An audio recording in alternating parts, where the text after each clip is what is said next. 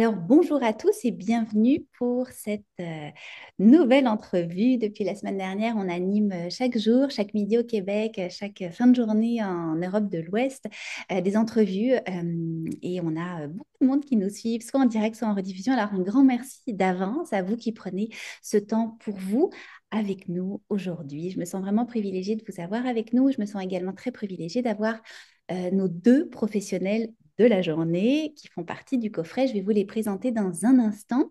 Alors aujourd'hui, on va survoler deux des sujets du coffret, Couleur du deuil, vous le savez maintenant, donc 10 formations dans le coffret, 10 sujets différents, mais j'ai envie de dire très, très complémentaires, avec énormément d'outils, de ressources pratiques pour vous aider dans votre deuil. Donc, que vous ayez perdu quelqu'un, un être cher, quelqu'un de la famille, un collègue, un ami, donc perdu quelqu'un par décès, que vous viviez une perte aussi, une perte, une rupture amoureuse, une perte d'emploi, une perte d'autonomie, que vous ayez envie de soutenir vos enfants en deuil ou que vous soyez un professionnel qui accompagne une clientèle endeuillée, et bien, le coffret est vraiment fait pour vous. Je vous le rappelle, il est en vente jusqu'à ce dimanche 27 octobre. Vous avez après accès un accès immédiat à toutes les formations du coffret. Les formations cette année sont offertes à vie, donc vous avez amplement le temps de les suivre.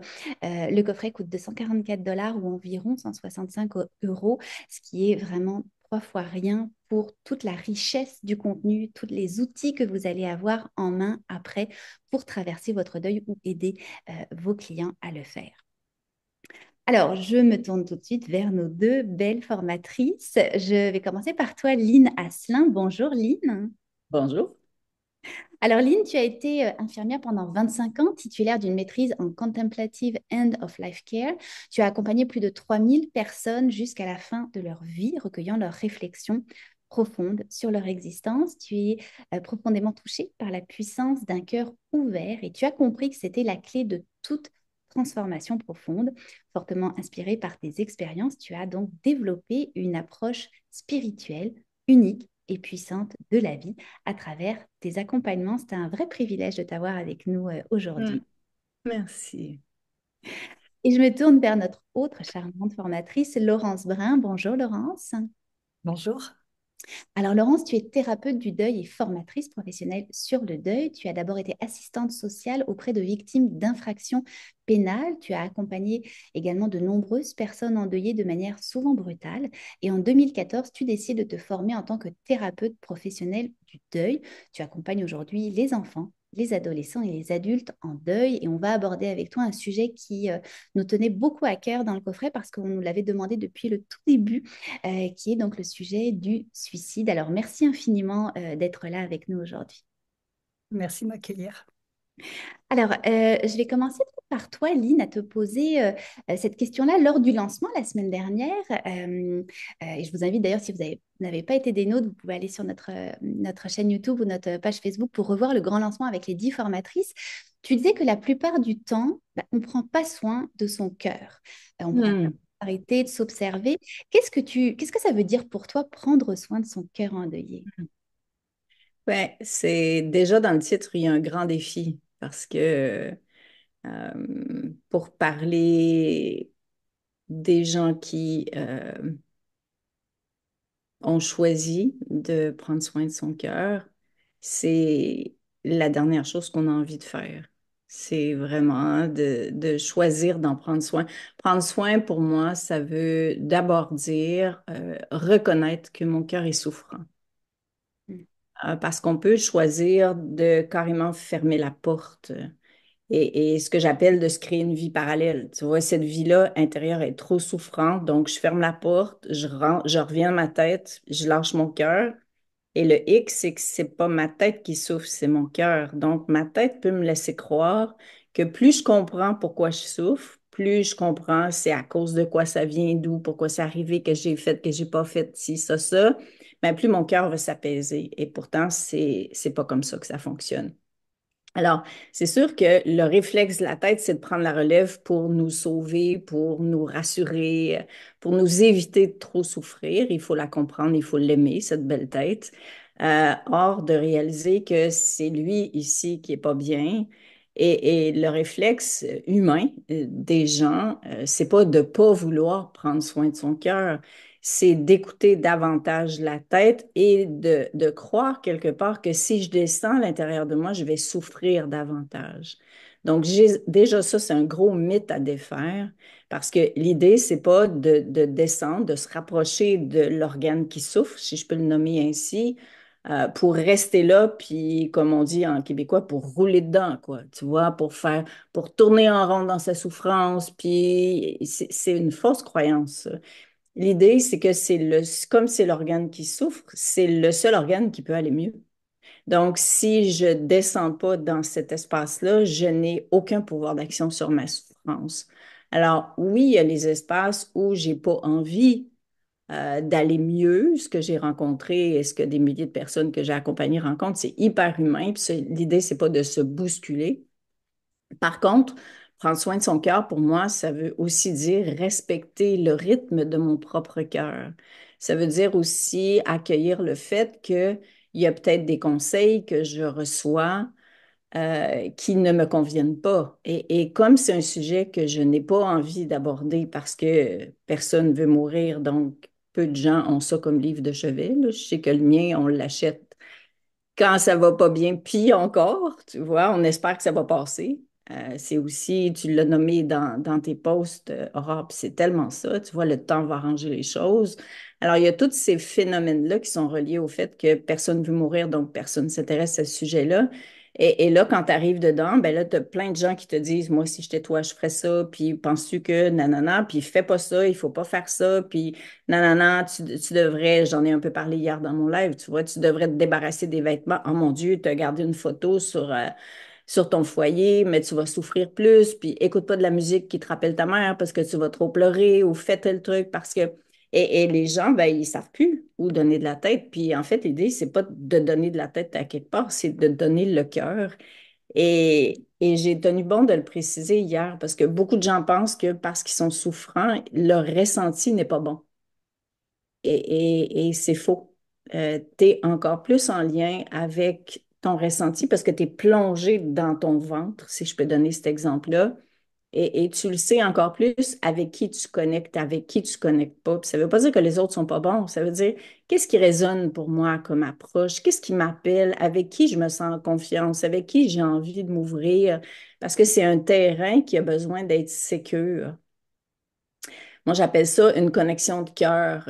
Quand je l'enseigne dans mes groupes de bénévoles ou de gens qui sont endeuillés, je dessine deux cœurs avec une vibration, donc une connexion. Et j'appelle ça déposer une semence d'amour. Donc, quand tu es dans ton cœur et tu es en face de quelqu'un qui est dans son cœur, d'un, de te rappeler qu'il est plus que ce qu'il vit, et de deux, de rester toi aussi dans cet espace-là pour que justement cet amour-là, l'amour, c'est une énergie, hein. Si on se connecte sur un électrocardiogramme, on voit bien que ça bouge, là. Donc, c'est pas plus compliqué que ça, tu vois. Alors, le cœur, il vibre, le cœur est puissant, le cœur est touchant. Et la preuve que j'ai eue par milliers de témoignages, c'est que les gens, ils ne se rappellent pas de ce que tu as dit, ils ne se rappellent pas de ce que tu as fait, ils se rappellent de comment ils se sont sentis avec toi. Et ça, j'ai encore des frissons. Moi, c'est mon signal quand j'ai des frissons. Donc, quand les gens sentent que d'un cœur à l'autre, c'est safe, c'est sécure, là, il y a une petite ouverture qui se crée à l'intérieur de toi. C'est toi qui décides de ce que tu fais de cette ouverture-là. Mais la connexion, elle s'est faite. La semence d'amour, elle s'est déposée. Après ça, c'est à la personne à choisir comment elle la nourrit, quand elle la nourrit, qu'est-ce qu'elle en fait. Est-ce qu'elle a une période où elle a besoin plus de s'envelopper d'amour? Est-ce qu'elle a une période où elle a besoin plus de se retirer pour justement exprimer sa souffrance sans se faire dire, pleure pas tant que ça, tu devrais arrêter de pleurer, ça fait 2 mois, il faudrait plus que gna gna gna. Et ça veut dire que l'ignorance aussi des gens par rapport au deuil, ce qui est normal, parce qu'on ne veut pas s'informer par rapport à ça, compte tenu que ça nous rappelle notre propre finalité, fait en sorte que ben, on entend plein de choses aussi. Et il y a beaucoup de... J'ai utilisé hier dans mon live le mot maladresse. Ouais, au fond, il n'y a personne qui arrive chez eux, puis un jour de se dire, c'était pas fort ce que j'ai dit là, tu vois, parce que c'est ça, c'est l'inconfort, c'est le sentiment d'impuissance par rapport à la souffrance de quelqu'un, c'est tu rencontres quelqu'un de souffrant, toi, tu te rappelles que tu es mortel, tu sais pas trop quoi y dire, tu as peur de ci, tu veux pas la déranger, t'es pas à l'aise avec quelqu'un qui pleure beaucoup. Bon, il y a plein de phénomènes comme ça. Alors, si je reviens à ta question initiale, prendre soin de son cœur, ça veut dire choisir de reconnaître que mon cœur est carrément déchiré aujourd'hui. Ça a peut-être l'air drôle quand on n'a jamais entendu ça, mais je ne peux rien transformer que je n'ai pas accueilli à l'intérieur de moi. Et si vous saviez le nombre de personnes, c'est des salles entières. Quand je fais le dessin avec la déchirure que j'ai mis dans ma formation, les gens se reconnaissent, puis ils font comme Ah, ça c'est genre, je suis pas folle, c'est normal que j'aille pas bien, c'est normal que je me sente dans un désert où je me reconnais plus, où je sais plus qui je suis. Parce que tout le monde te dit, je te reconnais pas. Ben non, je me reconnais pas moi non plus. Tu vois, je sais plus qui je suis, je sais pas où je m'en vais, je sais même pas de quoi j'ai envie aujourd'hui. Je me reconnais plus, j'ai des émotions que j'ai jamais eues avant. J'ai toutes sortes de trucs comme ça. Donc, c'est incroyable la normalisation, à quel point elle est puissante et importante. Et une fois que tu as reconnu que ton cœur est déchiré, après ça, c'est ben, qu'est-ce que tu fais avec? Qu'est-ce que tu fais avec? Écoute, j'en ai nommé plein, là, tu sais, j'ai essayé de recueillir tous ceux qui ont fait du bien aux milliers de personnes que j'ai accompagnées, ceux qui sont dans mon bouquin ici aussi, les témoignages, les trucs, les bons pour le cœur que j'appelle, qui ont fait le plus de bien. Donc, ça peut juste vouloir dire me donner la permission aujourd'hui de m'accueillir tel que je suis sans me juger, de me donner la permission d'exprimer des émotions sans avoir peur de basculer avec l'émotion.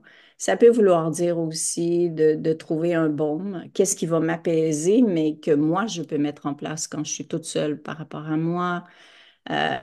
C'est énorme prendre soin de son cœur. Ça veut dire aussi de conscientiser les pensées qui m'éloignent d'un espace de bien-être. Donc, vouloir que ce soit comme avant, ça s'appelle les regrets qui finissent par tomber dans la rumination. Je connais ça, j'ai usé un canapé là-dessus, clairement. Et c'est un espace que ton ego a envie de prendre parce qu'il ne veut pas que tu te sentes comme ça. Ou bien les garanties de, ben, prouvez-moi que ce que les formatrices de ce coffret offrent, ça va vraiment me donner quelque chose parce que je ne peux pas le sentir, que je vais me sentir mieux. Et de me faire dire, ah oui, tu vas voir, tu vas aller mieux, c'est pas agréable non plus.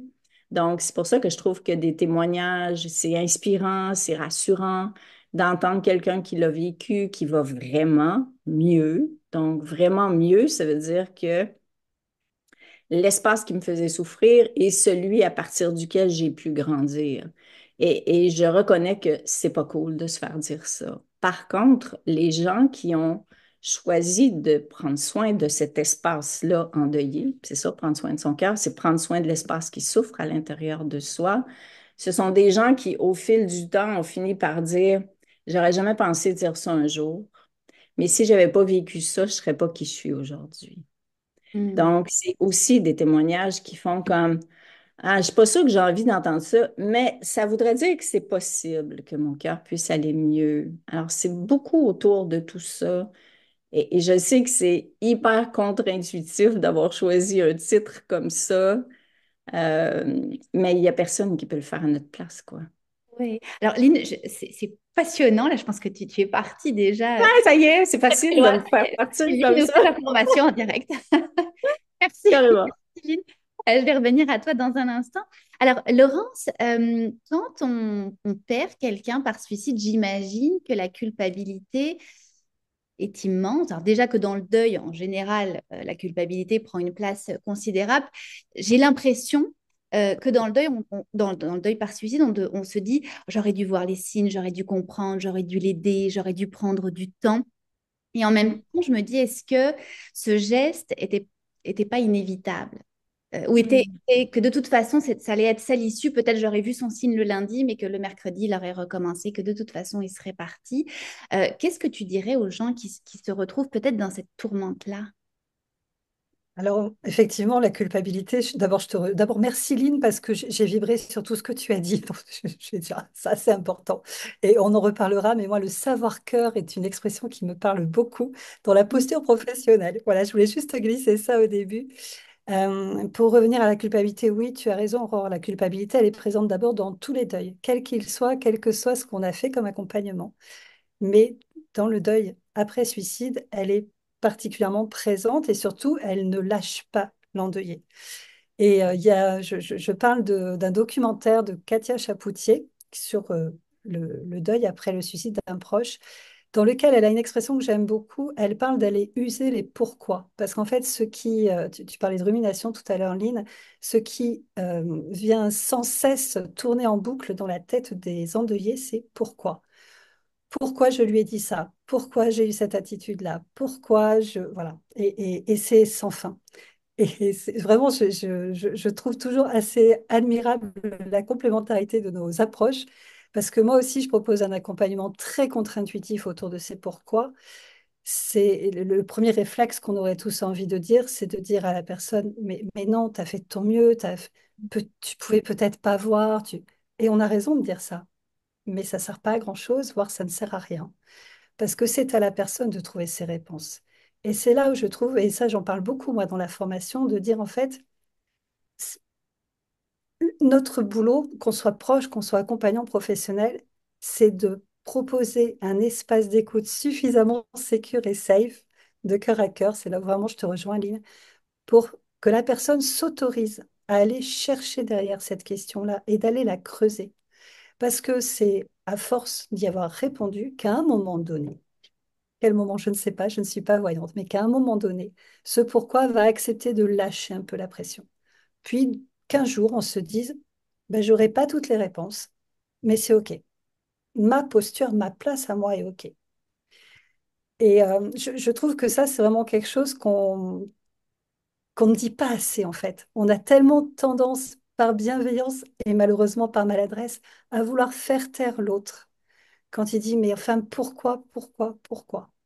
Alors après, il faut être en capacité d'accueillir et d'accompagner de manière sécure. Et ça, c'est très important. Et quand on préparait justement ta venue dans le coffret, tu me disais que les gens qui ont justement vécu un deuil par suicide peuvent avoir eux-mêmes un discours suicidaire. Oui. Est-ce que tu peux nous expliquer un petit peu ça? Alors, c'est aussi quelque chose que je rencontre dans quasiment tous les accompagnements de tous les endeuillés. C'est cette petite phrase qui flotte dans l'air, qui, moi, me fait un peu hérisser les poils, qui dit je ne sais plus pourquoi je me lève le matin. Voilà. Et toutes ces variantes. Euh, c'est quelque chose que j'ai tellement entendu que j'ai été, moi, me former sur cette question-là, de dire qu'est-ce que je fais de ça? Quand je suis en train, moi, de me dire qu'est-ce qu'on me dit, qu'est-ce que je fais de ça? Parce que là, on est vraiment dans un rôle préventif et tout le monde en est capable, hein. Il n'y a pas besoin d'être professionnel pour ça. L'enseignement que j'ai suivi, c'est un enseignement, un MOOC, un universitaire en ligne. Donc, moi, j'ai trouvé ça passionnant. Je ne suis pas sûre que ce soit forcément très facilement accessible à tous. Donc, moi, je l'ai retravaillé à partir d'exemples concrets parce que c'est ce que j'aime faire dans les formations. Je déteste dire aux gens, faites comme ça. Non. Moi, je dis, voilà ce que j'ai fait, voilà pourquoi je l'ai fait, voilà sur quel axe théorique je m'appuie, évidemment. Puis voilà ce que ça a donné. Puis vous, à partir de tout ça, ben, faites au mieux en fonction de ce que vous êtes, de ce que vous savez d'autre. Et donc, effectivement, j'ai construit tout un module sur le discours, accueillir le discours suicidaire d'une personne. Alors, pour un peu spoiler la formation, mais comme ça, pour ceux qui ne l'achèteront pas, c'est quand même important. La meilleure option, c'est quand même de sauter les deux pieds dans le plat et de poser la question le plus délicatement possible, de dire, est-ce que vous êtes en train de me parler d'idées suicidaires? Parce que si c'est le cas, ben, la personne va avoir une oreille, elle va pouvoir en parler. Et qu'en fait, c'est la seule prévention qu'on ait, de permettre d'en parler. Et puis si c'est pas le cas, elle nous dira, bah, pas du tout, qu'est-ce qui vous arrive de penser une chose pareille? On donnera jamais cette idée-là à quelqu'un en posant la question. Par contre, on ouvre là vraiment un espace. Je ne vais pas oser dire qu'on sauve les gens parce qu'on ne sauve jamais les gens, mais on leur dit, ce que tu me dis là, ta souffrance, elle est légitime. Et puisqu'elle est légitime, je l'accueille en tant que telle. Et je t'écoute simplement, sans aucun mot de culpabilisation, quelle que soit la situation, rien du genre, mais pense à tes proches. Non, surtout pas. Juste, OK. Tu me dis que t'en peux plus. Qu'est-ce qui fait que t'en peux plus aujourd'hui? Et puis on en parle. Après, il y a plein d'autres techniques, évidemment, qui sont proposées et qui sont plus poussées que ça, selon aussi qu'on est proche ou accompagnant. On se pose pas au même endroit. J'ai mis aussi tous les numéros d'aide, que ce soit en France ou au Canada. Alors, j'espère que je ne suis pas trompée au Canada, je me suis renseignée sur Internet, mais vraiment, j'ai essayé de donner tous les numéros parce que je crois aussi qu'on a besoin de ça, qu'on soit proche ou professionnel, ou qu'on soit en train de vivre des moments comme ça. On a besoin de savoir comment on peut, enfin, qui on peut appeler. Mm. Et des fois, bah, c'est un service neutre de professionnels, de gens qui sont formés à accueillir ce discours-là. Alors le risque, il est reconnu comme étant un peu plus important dans le deuil après suicide parce que en plus de la culpabilité, de l'épuisement, de la douleur, de la tristesse et du manque évidemment, il y a parfois une espèce de tentation, le mot me dérange mais j'en ai pas trouvé de meilleur, d'aller effleurer ce que l'autre a pu vivre au moment où il est passé à l'acte. Pour essayer de comprendre de manière ultime ce qui s'est passé à ce moment-là, on peut parfois s'approcher dangereusement de ce moment-là. Ça, c'est vraiment reconnu dans les études. Mm. Merci Laurence, c'est sûr que c'est un sujet qui est très, très, très particulier, effectivement, le deuil par suicide. Euh, Lynn, je me retourne vers toi. Tu nous l'as dit la semaine dernière, toi, tu as perdu donc ton conjoint. Quand on perd son conjoint, on perd, oui, l'homme de sa vie, mais son partenaire, son ami, son confident, son amant. On peut perdre aussi un statut, le rêve d'un futur, le rêve d'une retraite, le rêve de voyage ensemble. Et que la perte du conjoint est également un deuil extrêmement complexe. Euh, Et puis souvent, j'ai l'impression que les femmes qui perdent leur conjoint ou les hommes qui perdent leur femme se disent, mais est-ce que j'ai le droit de rire encore? Est-ce que je peux aimer de nouveau? Est-ce que je peux avoir des projets? Est-ce que je peux m'autoriser à faire tout ça, à avoir des projets de vie? Qu'est-ce que tu aurais envie de dire à ces gens qui se posent cette question-là? Je peux juste parler de mon expérience, hein. Je peux pas dire qu'est-ce qu'on devrait faire dans ce temps-là. Tout dépend du lien d'attachement avec la personne qui est décédée. Donc, ça ne veut pas dire que parce que c'est ton conjoint que le lien d'attachement est très grand. Si je parle de ma grand-maman, dans ce temps-là, on ne se divorçait pas. Donc, quand mon grand-papa est décédé, pour elle, c'était vivre la liberté. Tu vois. Donc, c'est pas nécessairement le titre et l'identité, c'est vraiment à quel point c'est significatif dans ta vie. Personnellement, mon mari, c'était mon âme sœur.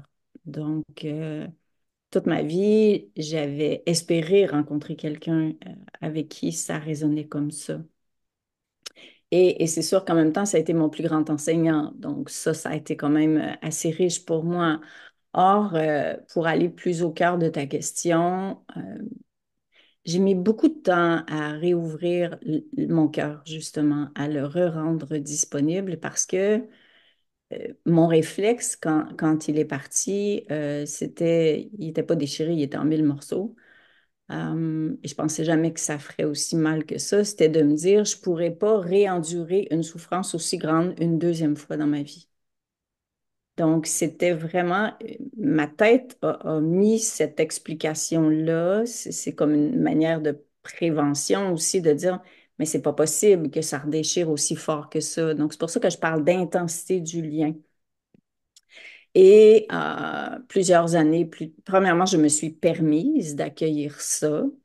C'est clair que je n'étais pas à la recherche d'un autre partenaire, mais je n'étais pas non plus dans la fermeture. J'étais simplement dans prendre soin de mon cœur. Mon cœur s'est déchiré. La seule chose que je peux faire, c'est vraiment veiller sur lui, parce que moi, je vis avec mon cœur tous les jours. Et la seule partie de mon être qui me rapproche de lui qui était décédé, c'est dans le cœur, parce que l'amour ne meurt pas.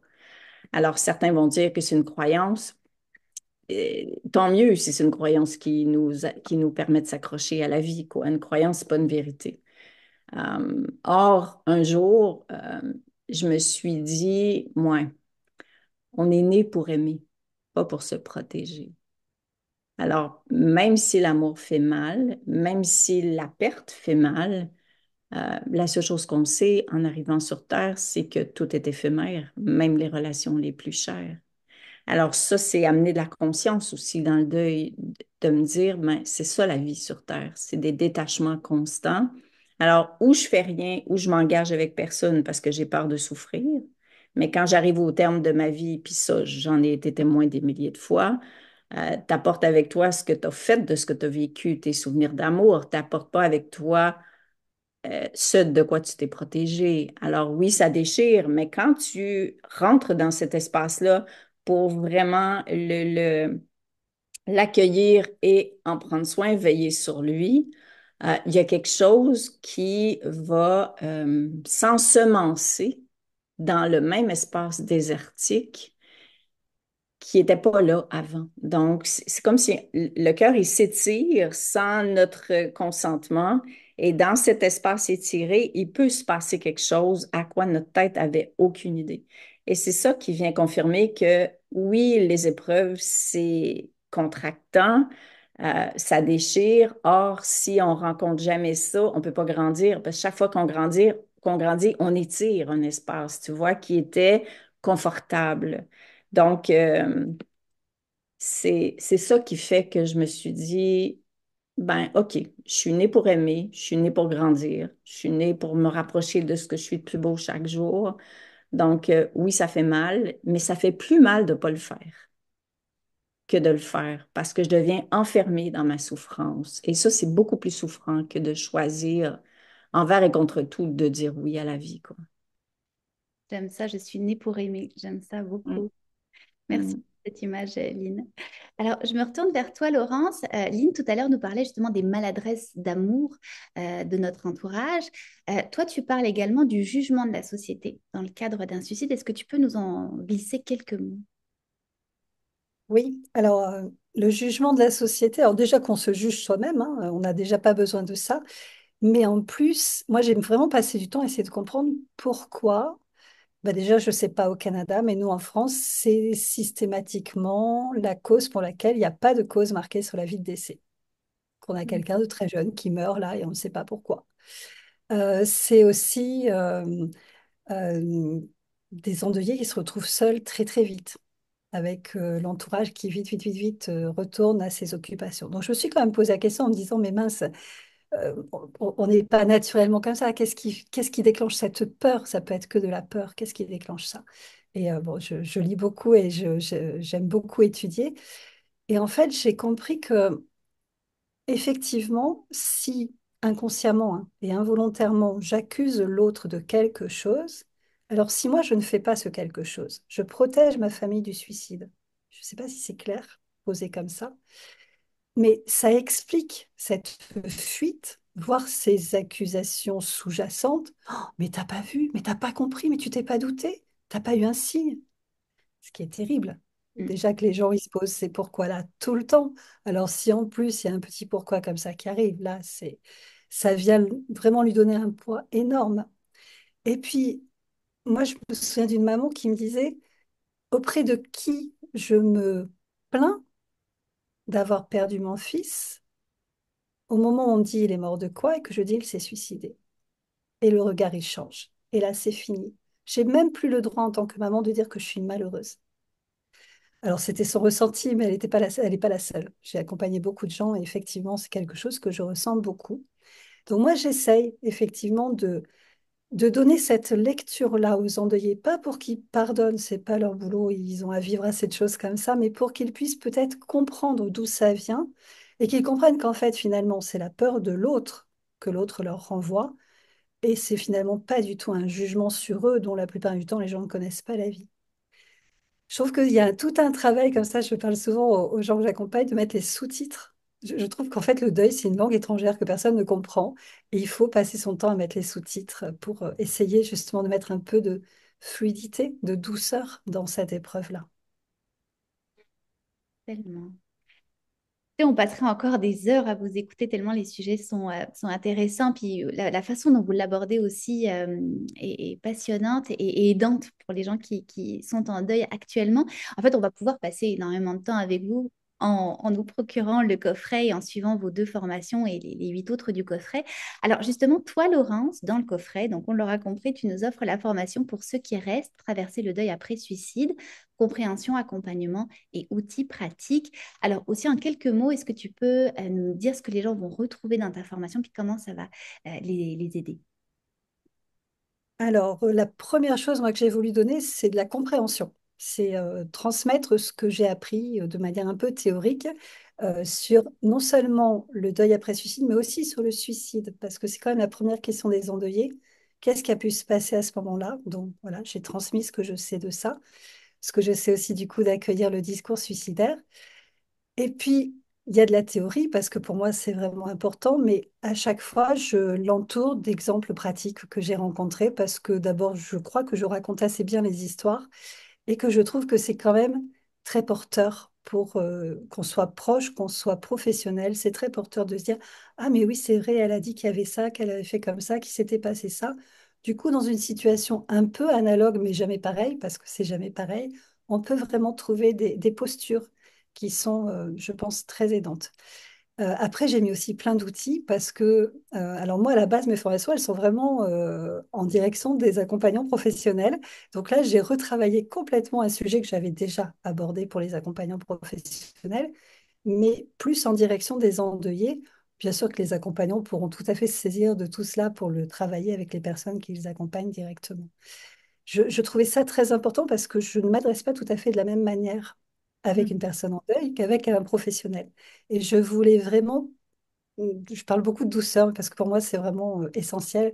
Donc je voulais apporter beaucoup de douceur aux endeuillés qui puissent pas se sentir heurtés. D'ailleurs, il y a un petit module qui s'appelle chiffres parce qu'à un moment je trouve que c'est important de donner des chiffres où je préviens que si c'est trop violent pour les gens, ils peuvent le passer, il n'y a aucun souci. C'est aussi la liberté dans les vidéos de pouvoir dire non, ça me convient pas, Foup, je passe à la suivante, ça n'empêchera pas la compréhension globale. Et puis, je ne sais pas si c'est là que je le dis, mais bon, comme j'y pense, je le dis maintenant. J'ai fait aussi tout un module sur comment on en parle aux enfants. Voilà, Parce que c'est vraiment une question récurrente. Moi, c'est d'ailleurs sur ces situations-là que je les appelle le plus tôt dans le deuil. C'est au moment quasiment de l'annonce. De me dire, j'ai pu dire à mon enfant qu'il était mort ou qu'elle était morte. Je ne peux pas dire de quoi. Ça, c'est au-delà du possible. Et je l'entends tout à fait, que ce soit très violent. Donc, j'ai vraiment pris le temps d'expliquer ce qu'on sait théoriquement, d'expliquer ce que je sais empiriquement au bout de 10 ans d'accompagnement quand même, et puis de me mettre en jeu de rôle, toute seule comme une grande, en faisant les dialogues. Parce que j'ai tellement entendu aussi des parents me dire, OK, on me dit qu'il faudrait que je lui dise, mais en fait, la phrase, elle ressemble à quoi? Comment je fais? Aidez-moi. Et je trouve que c'est voilà, c'est important aussi à un moment donné de dire on va faire vraiment des outils très pratiques. Alors, je fais totalement confiance aux gens pour adapter tout ça à leur situation, à ce qu'ils sont, à l'enfant, évidemment. Mais j'ai vraiment voulu aller au bout de ça, chose qui n'existe pas d'ailleurs dans la formation pour les accompagnants professionnels que j'ai faite de l'autre côté.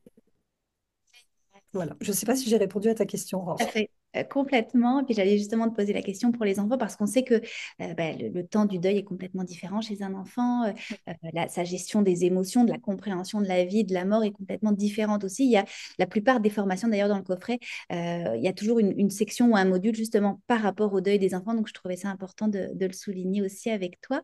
Est-ce que tu veux nous montrer en quelques secondes ta plateforme pour montrer aux gens comment c'est Oui, facile d'utilisation? alors, hop. Donc voilà, en fait, vous voyez à l'écran, c'est bon? Ouais. Ok, donc en fait, quand on arrive sur la plateforme, on a là sur la gauche une colonne avec plein de possibilités que je vais très rapidement expliquer. Et ici, on a la vidéo qu'on peut regarder autant de fois qu'on veut, hein, évidemment, on peut y revenir autant qu'on veut. Donc ici, il y a d'abord un petit peu des généralités. Il y a le PDF qui reprend en fait, parce que on regarde en vidéo, mais quand on va aller rechercher une définition, quelque chose de précis, je trouve que le papier, c'est quand même important. Il y a les rendez-vous pour les deux lives, parce que pour tout le monde, il y a deux lives de prévus, un en novembre et un en avril, pour qu'on échange, qu'on discute. Je trouve que c'est essentiel dans ces formations-là, d'avoir ces temps-là. Il y a une communauté réservée aux acheteurs du coffret, qui pourront donc discuter entre eux. À question d'évaluation, puisque pour ceux qui le souhaitent, ils pourront avoir un certificat de fin de formation avec l'évaluation. Et puis là, il y a les leçons en vidéo. Alors, elles sont sous deux formats. Elles sont ici en MP4 visibles directement. Ma plateforme a eu des soucis ces derniers temps, donc du coup, j'ai doublé la sécurité. On peut les retrouver sur YouTube si jamais il y en a qui ne fonctionnaient pas. Voilà, je vais le laisser jusqu'à ce que ma plateforme ait bien retrouvé tous ses appuis. Et puis ici, il y a beaucoup de bonus. Alors les bonus, c'est des ouvertures vers d'autres personnes. C'est un peu déjà l'esprit du coffret. vers des gens que moi j'aime beaucoup. Annabelle Nétoile, c'est quelqu'un qui travaille dans les soins palliatifs que je trouve formidable. Il y a le docteur Christophe Fauré parce que voilà, c'est pareil, je trouve aussi ça très intéressant. Il y a des outils fichiers. Il y a vraiment, j'essaye de donner un maximum d'outils. Et là, on est sur des outils très pratico-pratiques. C'est plein de petits tips, un peu comme ce que j'avais donné le premier jour. Donc, bouger le corps, voilà. Donc, il y a la danse, la bataille d'oreiller, colorier. À chaque fois, il y a des petites vidéos ou des petites explications pour vraiment pouvoir le faire, que ce soit avec des enfants ou des adultes. Je tiens à préciser, ça marche aussi avec les adultes. Et puis, j'ai enregistré, j'ai remis enfin, une respiration, une visualisation que j'avais déjà enregistrée. Et j'en ai enregistré une exprès pour cette thématique-là, qui est la visualisation colorée, qui reprend un peu les différents points chakras, voilà, pour un petit peu emmener les gens dans quelque chose de doux. Voilà. Hmm. Merci Laurence. Alors, vous le savez, pour les formatrices offrent leur formation dans le coffret, un coffret qui est à un prix vraiment extrêmement abordable parce qu'on voulait vraiment que le plus de gens possible puissent y avoir accès. Donc, je vous encourage vraiment à aller acheter le coffret à travers les liens des formatrices et elles vous offrent chacune un bonus. Alors, Laurence, si les gens achètent avec ton lien, quel est le bonus que tu vas leur offrir en plus? Alors, c'est un entretien individuel avec moi en visio, en face à face pendant 1 heure. Donc, si c'est une personne en deuil, ben, pour parler de sa situation et répondre à toutes ses questions, et pourquoi pas autour des enfants, parce que je sais que c'est certainement un sujet qui passionnera les gens. Et si c'est un accompagnant professionnel aussi, pourquoi pas pour travailler son projet ensemble. Voilà, en tous les cas, 1 heure juste entre la personne et moi pour individualiser l'accompagnement de cette formation. Hmm, merveilleux. Merci Laurence de ce beau contenu que tu offres dans le coffret. Alors, à toi, Lynn. Donc, Lynn Asselin, on l'aura compris, tu nous offres la formation Prendre soin de son cœur endeuillé. Alors, la même chose qu'à Laurence, en quelques minutes, est-ce que tu peux nous expliquer ce que les gens vont retrouver dans ta formation, puis comment ça va les aider concrètement? Ouais. Ce que j'ai essayé de faire dans cette proposition-là, c'est vraiment de proposer un parcours le plus concret possible, entre guillemets.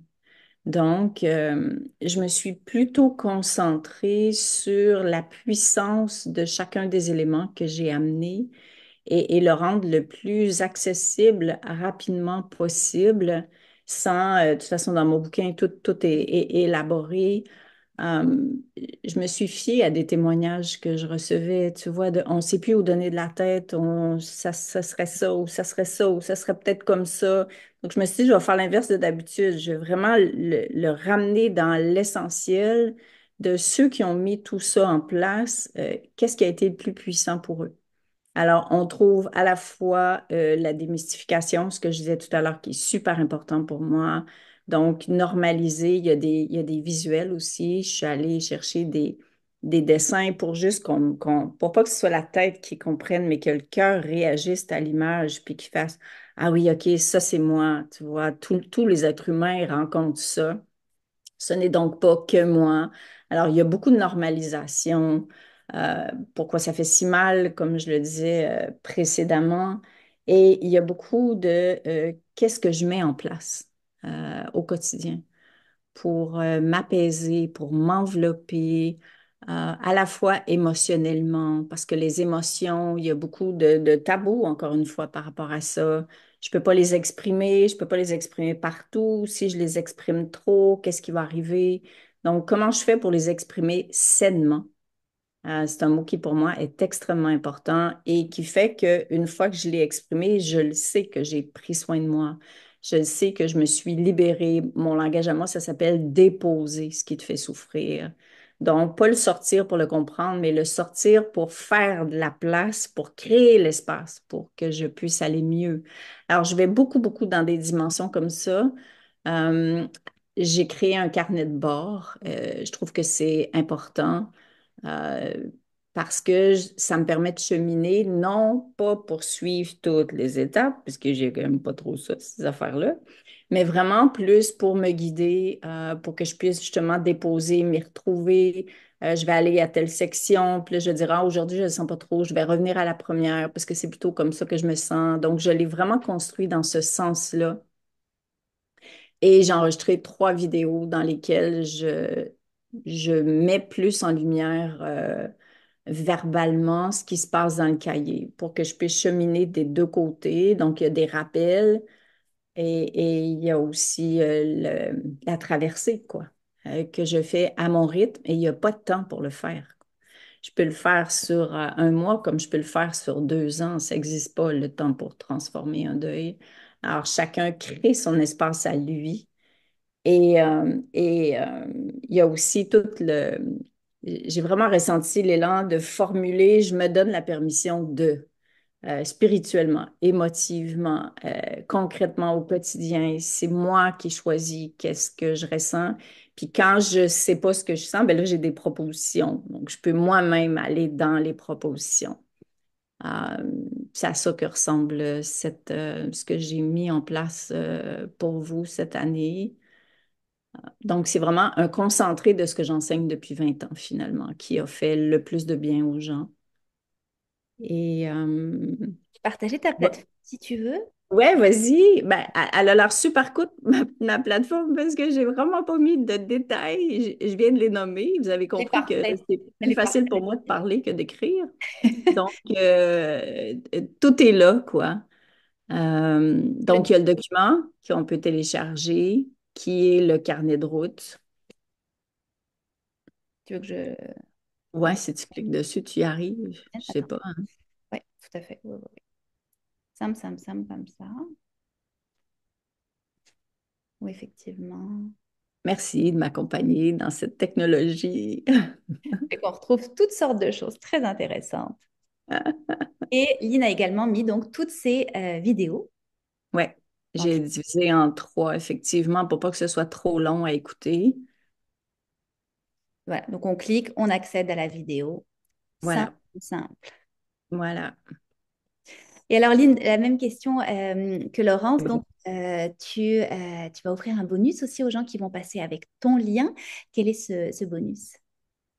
En fait, il va en avoir plus qu'un. Euh, Parce que moi, je suis du genre, je me réveille le matin et je fais, oh, ce serait cool que je rajoute ça. Tu vois, je suis un peu comme ça dans ma personnalité. Alors, il y a 3 conférences qui ont été enregistrées, que j'ai données dans des salons funéraires sur 3 thèmes différents qui sont hyper complémentaires. Donc, je vais demander à ce qu'on les rajoute. Je vais aussi proposer un baume pour le cœur. Je trouve que c'est important. Il y en a plusieurs, mais je vais en proposer un. Et évidemment, une session questions-réponses, quoi. Parce que c'est ça, il y a tellement de mystères, il y a tellement de mythes de qu'on puisse se rencontrer une bonne heure, à cœur ouvert, et juste pouvoir dire, ouais, mais moi, je suis pas sûre de tel truc. Il y a tellement de dimensions, les défis qu'on rencontre, simplement pour avoir des éclairages qui nous rassurent puis qui nous apaisent pour nous permettre d'avancer. Et évidemment, j'allais oublier, il y a dans le programme, il y a 3 visualisations. Ce sont des visualisations qui, en début de parcours, j'accompagnais les gens individuellement, ce qui est moins le cas aujourd'hui. Et j'avais enregistré, parce que les gens me demandaient, enregistre-moi quelque chose qui peut me faire du bien quand j'arrive à la maison. Alors, j'en avais enregistré 3 avec 3 thèmes, puis je leur disais, ben, écoute-les, puis prends celui qui te fait le plus de bien, sauf que maintenant, les CD n'existent plus. Donc, j'ai mis les 3 et j'ai fait créer des musiques. La personne a mis une semaine par méditation pour créer des sons vibratoires qui étaient alignés avec chaque mot. Et c'est tellement puissant que les gens me disent, je suis vraiment désolée, mais j'entends pas les mots, je me laisse vibrer, je me laisse envelopper par la vibration des sons. Alors ça, j'ai cru important de l'ajouter dans la proposition. Merveilleux. Vous voyez, vous allez être vraiment bien entouré, bien accompagné dans ce coffret couleur du deuil. Beaucoup d'outils, beaucoup de ressources. C'est peut-être pas toutes les formations qui vous parlent, c'est peut-être pas tous les outils que vous allez utiliser, mais au moins on vous donne les différents ingrédients pour fabriquer votre propre recette finalement. Pour aller mieux. Je terminerai sur une note que tu as dit, Lynn, la semaine dernière, quand ton mari allait quitter cette terre. Il t'a dit, il y a juste le corps physique finalement qui nous sépare, mais en se tournant vers son cœur, ben, on sera toujours lié à la personne qui est partie. Et je pense que c'est une belle image aussi à avoir.